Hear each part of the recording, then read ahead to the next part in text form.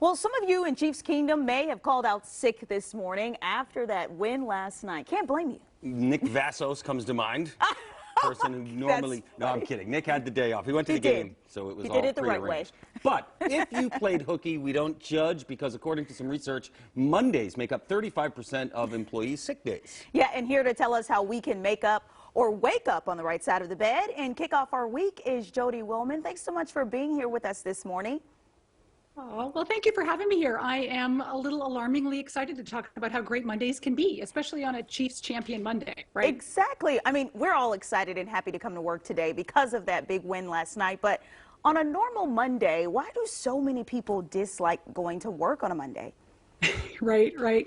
I do find it helpful. I don't know about you, but I like it when research proves things to be true, right? That there is such a thing called Blue Monday phenomenon, which explains the malaise, the melancholy, the misery we have about getting up and going. And yet, I do think that there is a way to reframe this, and not just on the Monday after the Super Bowl when everybody in Kansas City will be very much in celebratory mode, but to reframe it and say, how can we make this actually a really productive and amazing start to the week?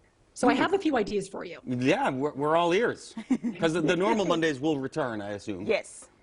Yeah. They will, unfortunately. So the first thing is to leverage this thing called the fresh start effect, which really is a true thing. It's that this idea that we get this amazing chance every Monday to press, boop, reset on all the goals and things that we let slide on the weekend, right? Get back to the gym, back on the diet, quitting smoking, all the things we want to do to be the better version of ourselves. So fresh start is number one.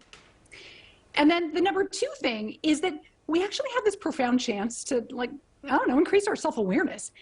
We're allowed to not love Mondays, like even I can admit that. But if every Monday feels like a slog, like it is just a total drag, that might be the indication that we want to make some changes to our lives that I know aren't easy to make, but maybe there need to be some career little adjustments. And so it's not normal to be dreading every Monday, put it that way. And that can be a helpful way to create some change, right? Yeah, that makes sense. Yeah. The third thing, I think that I'm going to be honest with you, my favorite of all time, I would love for us to count our remaining Mondays. And I know you're thinking Mondays are bad enough, why make them morbid? But work with me here. Research shows there's something called temporal scarcity, which means that when there is any kind of asset that is seen to be temporary or rare, well, wow, it all of a sudden spikes in its perceived value.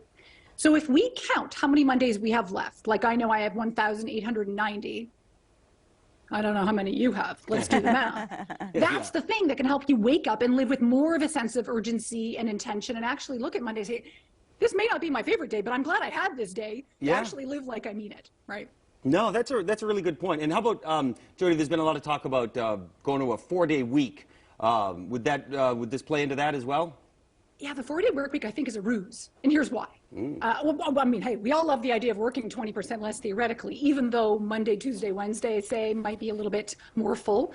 But no matter what day you start your week, whether it's a Monday or a Tuesday or a Wednesday, it's still going to act as an unfortunate negative start if you're not loving the work you're doing. And I think that that's what Mondays can flag for a lot of us, right? Is that it's the end of the fun on the weekend. And so that's one way, let's infuse more fun in our week so that Mondays don't feel like it's the end of the party. And then the other thing is if work, again, is the drag we don't want to get back into, well, then let's summon up the courage and make some changes at work. I like that, Jodi. I like that advice. So where can people find you for more tips and advice on how to make Mondays better? Well, thank you for asking. I live over at 4000mondays.com because roughly 4,000 is what we get. I love that. 4,000 is good stuff. All right. Jodi Wellman, thanks so much for joining us on this Super Monday. Yes, this is. From now on, Monday's my favorite day. Yes, mine too. As long as the Chiefs are in the Super Bowl. Love it. Well said. That's right. Awesome. Thanks a lot, Jodi.